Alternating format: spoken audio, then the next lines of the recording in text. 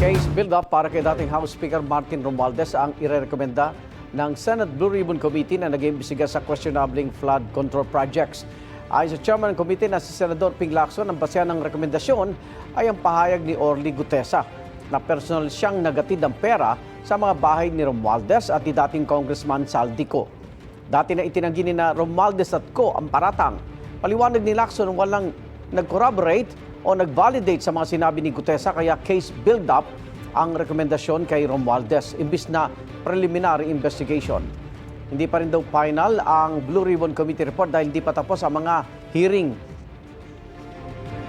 Halimbawang merong validation o corroboration do sa paglilink kay former Speaker Romualdez, sa final report ng Blue Ribbon, mapapalitan yon. Masasama na siya doon sa irerekomenda for preliminary investigation. So, for further investigation, ibig sabihin. O kaya case build-up. Yes. At saka yung inirecommend siya para sa yung AMLAC magsagawa ng tracking no mga movement ng accounts.